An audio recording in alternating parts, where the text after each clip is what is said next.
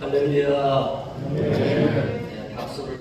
아하방 시절에 시작된 땅의 기근과 가뭄이 3년 6개월 동안 계속됐습니다. 3년 6개월이라고 하는 숫자는 7의 반입니다. 유다 백성들은 3.6이라고 하는 이 숫자를 보통의 시간으로 이해하고 있습니다.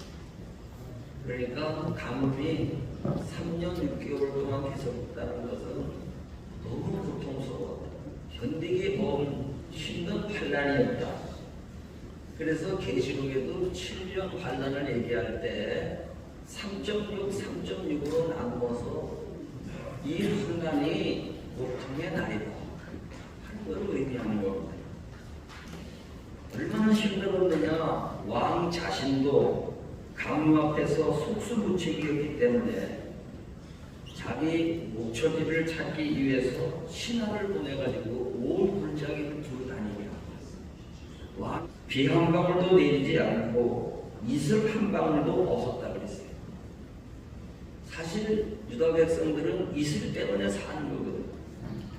그래서 하나님을 호세아서에서는 이슬 같은 은혜다 그랬어요. 아무리 가물어도 새벽에 내리는 이슬 때문에 죽었던 식물들이 오전 내내 힘을 얻어가지고 다시 저녁 시간이 되면은 또 시들어서 죽어가면은 새벽에 되면 또 이슬이 내려. 하나님이 이슬 같은 은혜를 주시는 분이라고 호세아 선지자가 얘기한 것은요, 이슬이 그렇게 중요하다. 그런데 이슬도 안 내려. 3년 6개월 동안 비 내리는 거는 고사하고 이슬도 한 방울 내리지를 않아. 얼마나 고통스러운 날들을 보내고 있는가 하는 것을 보여주죠. 오늘 우리는 이 시대를 살면서 비도 잘 내리고 눈도 잘 오고 산마다 댐을 건설해서 절대 가뭄 들 일도 없고 가뭄이 들어도 상관없다. 뭐 이렇게 오만에 빠져 있죠. 그렇지만은 지금 자연의 재난이 얼마나 격렬하게 일어나고 있습니다. 아주 온 지구가 우르르 부르르 떨고 있는데 우리들의 심령들을 쳐다보게 되면 참 가뭄에 고민하는 심령들이 너무 많은 겁니다. 우리가 교회 안으로 들어와서도 우리 교회 안에 성도들을 들어가도 마찬가지예요. 기도하는데 응답이 없습니다. 구름은 떠 있는데 비는 내리지 않습니다. 종교 생활에 형식은 가지고 있지만은 은혜의 담비를 경험하지 못합니다. 성도들과 같이 동행하고 있지만 그 친교 속에서도 영적 갈증은 여전히 해결되지 않아가지고 괴로워하고 있는 사람들이 얼마나 많습니다. 온통 우리가 부정적인 말을 한다고 생각하지 마시고 좀 더 깊은 통찰력을 가지고 들여다보면요, 흔들리고 있어요. 이 가뭄의 고통을 해결 못해가지고 흔들리고 있어요. 어느 순간에 이쪽 교회 교인들이 저쪽 교회로 가버리고 저쪽 교회 교인들이 이쪽 교회로 가버릴 수 있는 이런 위기를 안고 있는, 뿌리가 없고 근거가 없고 흔들리고 정말 어려운 가뭄이 교회 안에도 있구나. 뭐 정치는 완전히 가뭄 들었죠. 정치는 우리나라는 다단계는 아니지만 다단계 하지 말라는 것도 아니지만은 양당으로 거의 나눠져 있잖아요. 하에 비는 내리지를 않아요. 우리가 영적으로 들여다봐야 돼요. 신념을 가지고 우리들이 정치하는 건데 거기에 한국이 있을 수 있느냐 할 수 있지만은 조선의 역사를 물들이고 가물었던 3년 6개월 땅 위에 소낙비가 내리잖아요. 엄청난 소낙비가 내리기 때문에 아합에게 마차를 갖추고 빨리 내려가라고 예언을 하잖아요. 예언은 신비한 것이 아닙니다. 예언을 할 수 있는 것은 하나님을 알면 그 예언이 이루어지는 거예요. 하나님을 모르면 아무리 신통방통해도 그건 이루어질 수가 없어요. 네. 여러분, 우리 솔직히 해야 돼요. 아무리 안 그런 척 하더라도 우리가 깊은 내면을 들여다보면 어떤 사람은 이유 없이 불안해요. 끊임없이 불안해 쪼개요.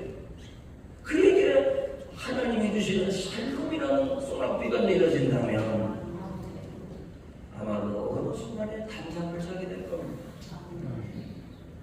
실로 영적인 부분에 있어서도 이 가뭄들은 삶이 계속되고 있는 이상 우리는 이 가뭄이 끝내기를 소망해야 되고, 가뭄이 끝내질 수 있는 길이 있다고 합니다. 하늘에서 비가 내리는 이 가뭄의 문제도 엘리야가 해결했다 그러면 우리들도 가뭄 끝내기에 대한 도전을 해봐야 되지 않겠습니까? 저는 세 가지를 말씀드리고 싶습니다. 설교가 가뭄을 끝내려면 가뭄의 이 현실을 인정하고 받아들이는 겁니다. 외면한다고 해서 해결되는 게 아닙니다. 내가 죽게 된다고 하는 실존을 받아들여야 됩니다. 히스기야 왕이 이사야의 예언을 듣고 당신 죽소, 유언을 남기시오. 그랬을 때 저 이사야를 잡아서 오게 가라, 이렇게 말하지 않았습니다. 그것을 받아들이니까 벽 앞에 서서 울지요. 울면서 기도하지요. 주어진 현실을 보게 해두었을 때에 그거를 수용하는 것, 받아들이는 것. 가뭄이 고통이 분명하지만 그것을 수용하는 것이 문제의 해결의 시작입니다. 그리고 가뭄 속에서 도대체 하나님이 무엇을 요구하고 계시는가? 하나님의 섭리가 무엇인가? 가뭄을 수용하면서 그것을 찾고자 하면 문제는 풀리기 시작합니다. 여러분, 가뭄은 되게 원망하잖아요. 근데 오늘 본문을 영적으로 들다 보면은 가뭄을 원망하면 안 됩니다.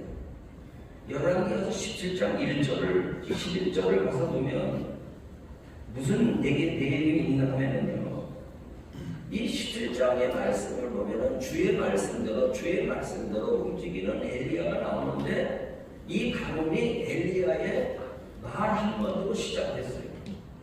그러면 엘리야가 하나님인가? 아니에요. 하나님이 어떤 분인 줄을 알았기 때문에 내 말이 없으면 이슬도 안 될 거라고 앞에 가가지고 선포를 한 거예요. 정말 이런 실수가 어디 있습니까? 아니, 자연을 자기 마음대로 말할 수 있는 겁니까? 그러나 내 말이 없으면 이슬도 안 내리고 비도 안 내립니다. 이렇게 예언할 수 있었던 것은요, 하나님이 어떤 분인지를 알았기 때문에. 우리가 하나님을 안다는 것은 어려워요.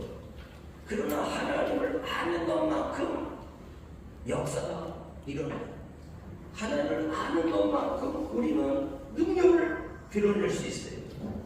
그래서 우리는 끊임없이 하나님이 어떤 분인지를 알 때에 하나님이 좁쌀 영감부터 그러면 그 사람은 좁쌀 영감처럼 살 수밖에 없어요. 하나님이 하늘 땅을 만들었지만 이사야의 말씀처럼 저 대양은 물방울 같고 성들은 하늘 높이 팁을 갖다. 이야, 하나님이 창조주로서 그런 분이라고 하고 하나님을 아는 것만큼 그 사람의 마음의 세계가 커지는 거예요. 그러면 어떻게 비가 내리지 않는다? 어떻게 가뭄을 선포하냐 말이죠. 그것은요, 농사를 짓게 하시는 분이 바알이 아니거든요. 근데 아합방이 바알 정책을 씁니다. 바알 정책을 써서 궁중 안에도 신전을 만들어 놓고 바알을 섬기는 성직자들을 갖다가 세워놓고 그들에게 금령을 줘가면서까지 우리가 지금까지 하나님 믿었지만 하나님 믿어서 잘 되는 것이 아니다. 바알을 믿으면 물질적으로 풍요한 신이 바알이다. 바알은요, 손에 쥘만한 조그마한 바알신의 그 모습, 유물을 보면은요, 바알신 아세라신은 저거 여신이고 남신이거든요. 근데 여러분들 저기 24개나 달려있잖아요. 유방 다산을 의미하는 거거든요. 풍요를 의미하는 거야. 바알을 섬기면 농사가 잘 돼. 바알을 섬기면 애기도 많이 나. 다시 말해서 바알의 심볼은 뭐냐면 물질의 풍요입니다. 물질의 풍요. 그런데 여기에 빠져가지고 백성들이 임금의 눈치를 보느라고 하나님을 버리기 시작하는 거예요. 지금까지 언약의 하나님, 시내산에서 언약을 맺고 언약을 맺은 백성들은 이렇게 살아야 된다. 그 첫째가 뭐냐? 나 외에 하나님을 두지 말아라. 그런데 알면서도 다 버리기 시작하는 거예요. 유목민의 하나님, 끊임없이 하나님과 함께 이동했던 히브리 족속들, 그 조상의 하나님을 다 팽개쳐버린 거야. 그래야 우리가 잘 먹고 잘 살고 물질도 풍요하고 농사가 잘 되려면 이 가나안 땅에서 별 수 있어. 가나안 땅에 살고 있던 사람들이 바알을 섬겨서 먹고 살았는데 농사 배우러 가야 되니까 바알을 배우게 되는 거야. 농사의 원력을 배우러 가니까 바알신을 받아들여야지만 농사가 잘 된다는 거야. 싹이 잘 트고 싶으냐? 씨앗이 잘 자라나기를 원하느냐? 바알을 섬겨라. 오늘 교회 안에도요, 물질의 풍요함을 꿈꾸는 바알 신앙이 우리 성도들의 마음속에, 교회 속에 깊이 들어가 있어요.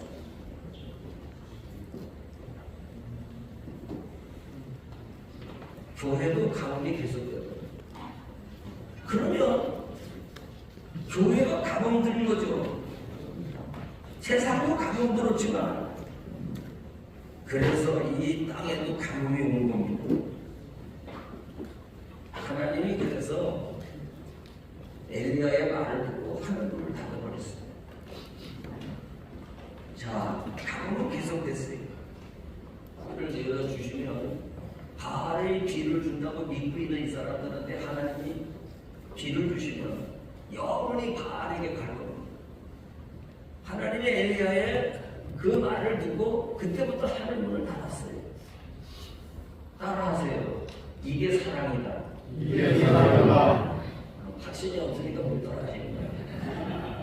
가뭄 든 게 사랑입니다. 내게로 돌아오게 하려고 하는, 지금 비를 주시는 신이 바알 신인데, 아니 비에 깨끗해져야 됩니다. 내가 보기에 깨끗한 게 아니에요. 위에 계신 분이 보실 때 나는 얼마든지 여러분들 앞에서 믿음 있는 척 할 수 있어요. 믿는 사람끼리 모였는데 뭐 얼마든지 믿음 있는 척 할 수 있죠. 그러면 시장 한복판에 갈 백성들은 하나님과 바알 사이에서 권력이 아합 정책을 쓰고 있으니까 그 눈치 보느라고 신앙 고백 한마디도 못했어. 어떤 신이 참신이냐? 너희들 대답해라. 선지자가 물었지만 이스라엘 백성들은요, 우울증을 고백하지 못하는 신앙은요, 넘어지는 신앙이에요.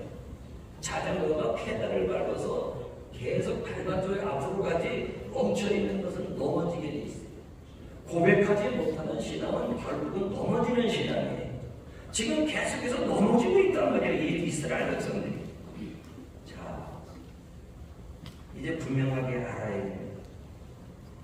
바알 사이와 하나님 사이에서 여지껏 믿어왔던 하나님을 배반하고 머뭇거리고 있었던 이런 혼합주의적인 생각, 정말 자기 안에 있는 주님 보실 때 주님이 원하지 않는 그런 마음의 상태를 정리할 필요가 있었단 말이죠.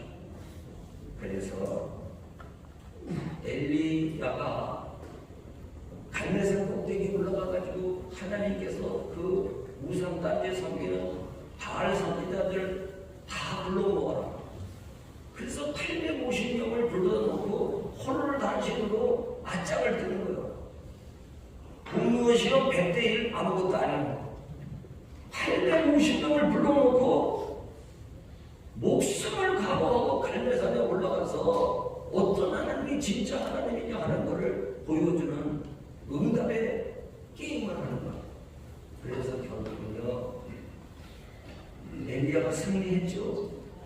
하나님의 불나시니까 승리했잖아요. 불 아래로 승리하니까 그 다음에 한 게 뭐예요? 850명을 전부 기손시내가로 데려다가 깨끗하게 처단했어요. 어떤 사람은 성경을 읽을 때 잔인하다. 아무리 그래도 850명 싹 죽이면 되냐. 살려줘야지. 근데 이 성경은요, 사람의 머리로 읽지 말고 그 영적인 깊은 뜻을 보면서 읽어야 돼. 우리가 죄를 해결할 때 구두 속에 가시가 하나 들어가 있으면 기필코 그거를 빼내야 돼요. 죄라고 하는 것은요, 이거는 봐주고 저거는 봐주고. 아니 장티푸스균이 불쌍하다고 99.9%는 열로다가 다 짖어서 죽였는데 그래도 살려줘야지 하고 0.1%를 남겨놨어요. 몇 시간 만에 다시 만만이 10만 마리 돼가지고요, 그 사람을 다시 목통을 일으키고 어렵게 만드는 거예요. 죄는 남겨두면 안 됩니다. 다시 말해서 가뭄을 끝내기 위해서는 이 가뭄의 현실을 받아들이고, 두 번째로는 깨끗하게 죽여버렸다. 850명을 깨끗하게 했다는 거예요. 여러분, 내가 알지 못하고 있는 죄들이 있거든. 성령께서 우리에게 조명하실 때 드러나는 죄들도 있거든. 죄가 법률을 어기는구만 죄가 아니에요. 하나님께서 원하시는 관역을 빗나가는 삶을 사는 것가 죄거든요. 그것을 우리가 성령이 조명해 주실 때 방치하지 말고 내일까지 뒀다가 모레까지 뒀다가 1년 후에 절대로 가는. 마지막이 뭐냐? 선포를 해. 믿음으로 선포를 해. 그게 열왕기상서 오늘 18장 41절 말씀이에요. 엘리야가 바알의 선지자들을 다 진멸한 다음에 우상 숭배의 성들에 섰던 나감 앞에 나가가지고 외칩니다. 올라가서 먹고 마시소서. 큰 비의 소리가 있다. 아니 3년 6개월 동안 비 한 방울도 안 왔는데 비가 내린다고 빨리 올라가라는 거예요. 가서 먹고 마시고 마차 타고 궁중으로 어서 들어가라는 거예요. 허위에 용기를 한 다음에 거기서 머무르지 말고 빨리 가라는 거예요. 왜? 3년 6개월 동안 메마른 이 땅에 비가 내리기 시작을 하면 진흙탕이 돼가지고 마차가 진흙에 빠질 수가 있으면 궁중에 돌아가기 어려우니 빨리 가라는 거예요. 지금 비가 내리는 게 아닙니다. 이게 바로 예언입니다. 이게 바로 진짜 예언입니다. 이들은 바알을 도륙했기 때문에 하나님이 하늘을 달아놨다가 비를 주실 것이라고 하는 것을 믿는 믿음, 하나님을 아는 데서부터 오는 믿음입니다. 우리 인간이 하나님을 몰라요. 박사학위 100개 받아도 몰라요. 그분의 계시로 아는 거예요. 그분의 여러 보여 주심으로 아는 거예요. 오늘 기독교 연합회가 하는 뭐냐? 이 땅에 가뭄 들었을 때에 우리가 교회만이 할 수 있는 게 뭐예요? 그분의 계시를 받는 거잖아요. 그분이 지혜와 청명의 영을 우리에게 주셔서 계시의 영을 주셔서 그 하나님을 알게 되는 거잖아요. 이게 우리의 장기란 말이고, 이게 우리의 교회가 돈으로 무기를 사는 거예요. 한국은행에 가보세요. 돈 많아요. 교회가 숫자로 무기를 사가요. 대한민국 경찰들, 군인들의 수주가 얼마나 많은데. 아니 교회에 담임 목사가 힘이 있으면 얼마나 있어요. 아무런 권력이 없어요.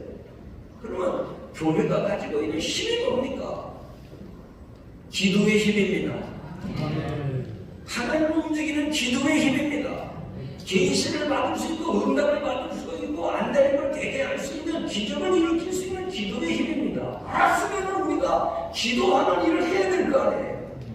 그러면 기독교연합회 김한근 회장님에게 우리 교회가 가지고 있는 특별한 은혜의 무기, 세상에 갖고 있잖아요. 이 무기, 이거를 10분 활용해서 우리 나라를 위해서, 이 지역을 위해서, 정말 경기도 수도를 위해서 기도하는 일에 앞장설 수 있는 이런 회장님이 된다 그러면, 아니 우리 수원의 모든 교회가 된다 그러면 아마도 금세기에 새로운 비가 내리는 영적인 부흥이 이 땅에도 올 겁니다. 저 과테말라 알베르가에 왔던 그런 그 땅이 변하는 부흥, 콜롬비아 저 마약의 땅에도 임했던 그런 부흥이 우리가 이 기도한다 그러면은요, 하나님이 하늘을 열어주시고 축복의 소나비를 내려줄 것입니다. 엘리야가 비주실 하나님을 기대하면서 그 믿음으로 오늘 선포하고 있었던 것입니다.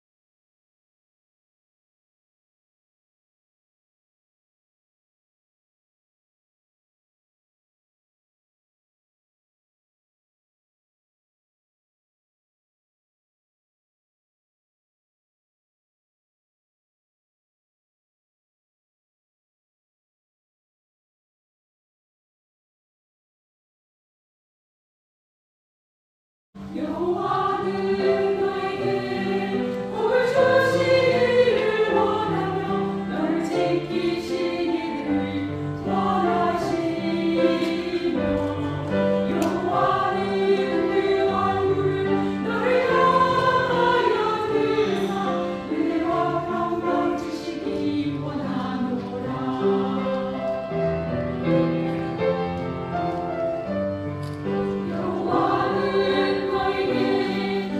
주시기를 원하며 너를 지키시기를 원하시며